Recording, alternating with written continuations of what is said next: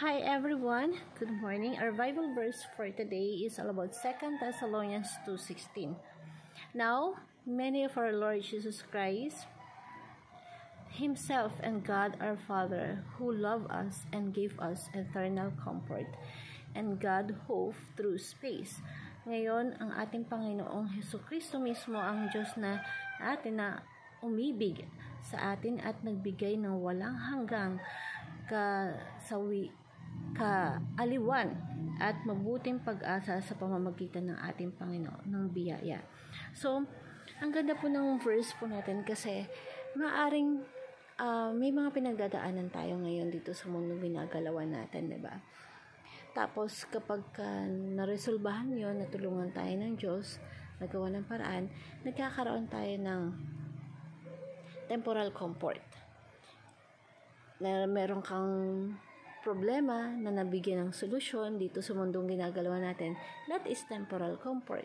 Na nakakakain tayo araw-araw, nabubuhay tayo ng maayos, nagkakaroon tayo ng gumagaling tayo kapag may sakit tayo dito sa mundong ginagalawan natin, that is temporal comfort. Pero meron po pala na may mga taong nakakaranas, kagaya po na naranasan ng mga Thessalonians, na sobrang matinding paghihirap, pagnaghoy, yung pinagdaanan ng mga taga-Thessalonian. Maaring kung dito sa mundong ginagalawan natin, napakahirap ng buhay na pinagdaanan nila. Pero, hindi nagtatapos po yung buhay ng tao dito sa mundong ginagalawan natin. Meron po pala tayong tinatawag na eternal comfort, na kung saan, yun yung makakasama natin yung Panginoong Diyos in the future, sa buhay na pang walang hanggan.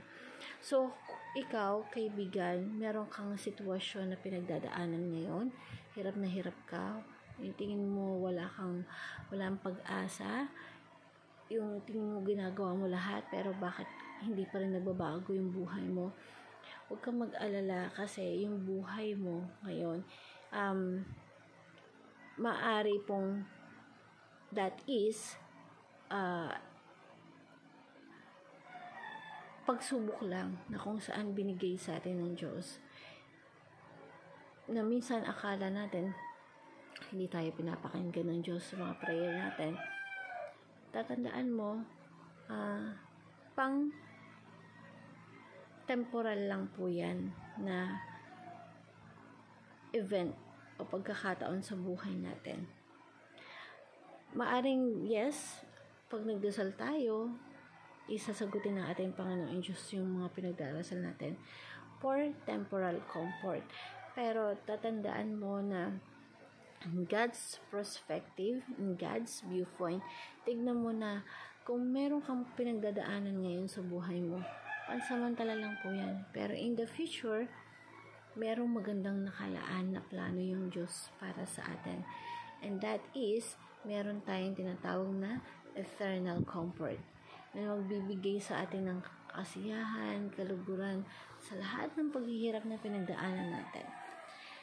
So, kagaya po nung nangyari kay Lazarus, di ba si Lazarus namatay siya, pero binuhay, tinawag siya ng Panginoong Diyos, Lazarus, tumayo ka.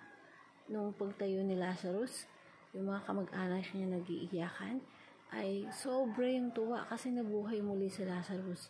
Pero, kung titingnan mo, that is temporal comfort.